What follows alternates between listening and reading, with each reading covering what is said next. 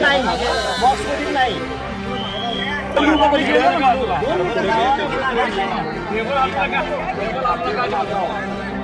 Bharat Ratna doctor Babasaheb आंबेडकरांचा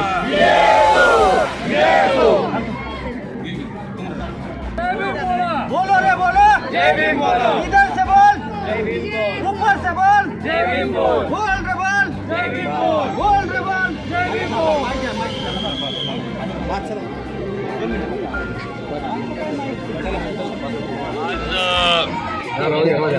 भारतरत्न परमपूज्य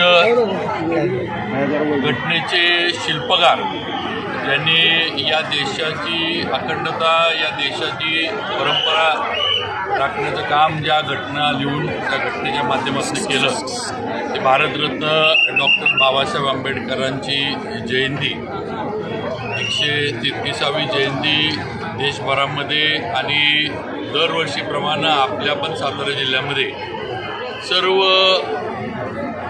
doctor Babasaheb आंबेडकरांवर विश्वास ठेवणारे, त्यांच्या कार्याची प्रेरणा घेणारे आणि त्यांच्या कार्यावर प्रेम करणाऱ्या सर्वांच्या वतीनं, सर्व जाती धर्मातल्या सगळ्यांच्या वतीनं ही जयंती आज साजरी होती आहे.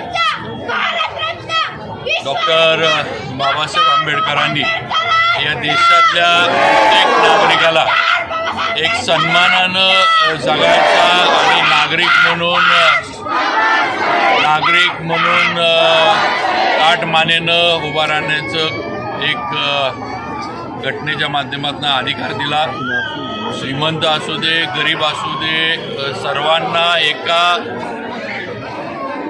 लाईनीमध्ये म्हणा किंवा एका याच्यामध्ये तराजूमध्ये आणण्याचं काम हे या घटनेमुळं परमपूज्य डॉक्टर बाबासाहेब आंबेडकरांनी केलं.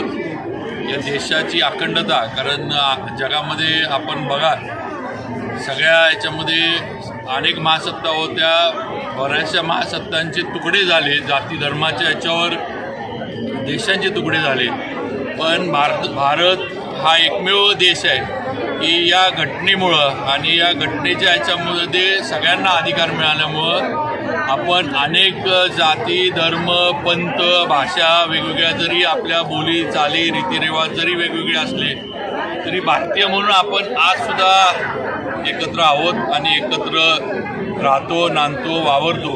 ही सगळी जी काही किमया आहे, ही सगळी जी काही ताकद आहे ही या घटनेमुळं आपल्या देशाला आणि आपल्याला मिळाली आहे. त्यामुळे एवढं मोठं काम परमपूज्य डॉक्टर बाबासाहेब आंबेडकरांनी केलं आहे. त्यांना मी माझ्या वतीनं, सातारा जावळी विधानसभेच्या वतीनं आणि माझ्या भारतीय जनता पार्टीच्या वतीनं आजच्या या जयंतीच्या निमित्तानं मनापासून अभिवादन करतो.